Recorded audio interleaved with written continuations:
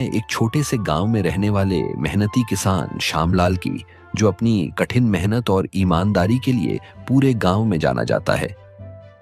श्यामलाल के पास थोड़ी सी जमीन थी जिस पर वह खेती करता।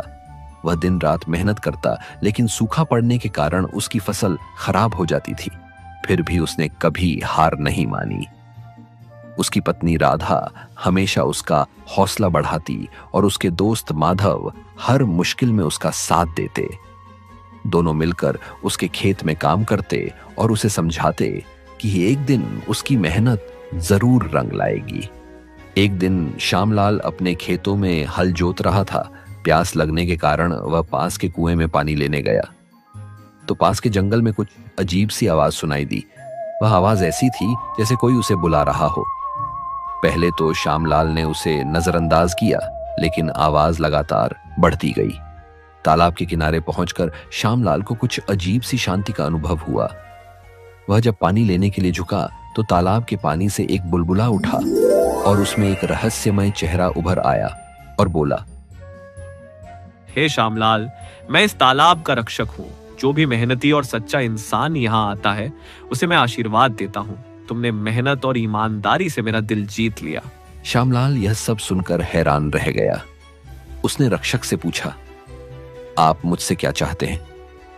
रक्षक ने कहा, तुम इस तालाब से पानी ले सकते हो, लेकिन ध्यान रहे इस पानी का उपयोग केवल परोपकार और ईमानदारी के लिए करना।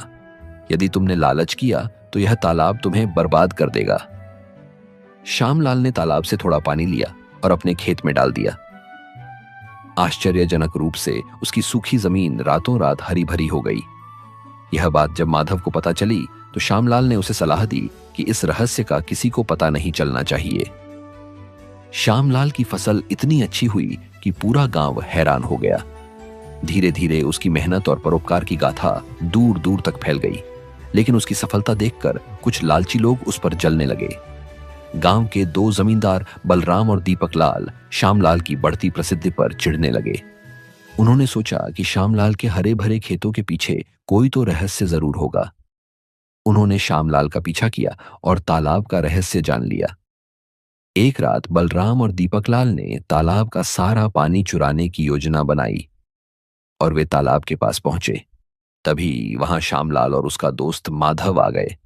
श्यामलाल ने देखा कि बलराम और दीपक लाल के लालच के कारण तालाब का रक्षक उन्हें पानी में डुबो रहा है। श्यामलाल ने रक्षक से माफी मांगी और कहा, यहां कोई फिर लालची वापस नहीं आएगा। श्यामलाल के कहने पर रक्षक ने उन दोनों को छोड़ दिया और कहा, श्यामलाल, तुम्हारी सच्चाई ने मुझे प्रभावित कर दिया है, लेकिन ध्यान रखना इस पानी का दुरुपयोग हुआ तो मैं वापस आऊंगा।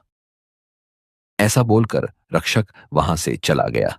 कुछ दिनों बाद श्यामलाल ने गांव के अन्य किसानों को भी तालाब का पानी इस्तेमाल करने की अनुमति दी, लेकिन यह नियम बनाया कि इसका उपयोग केवल मेहनत और परोपकार के लिए होगा।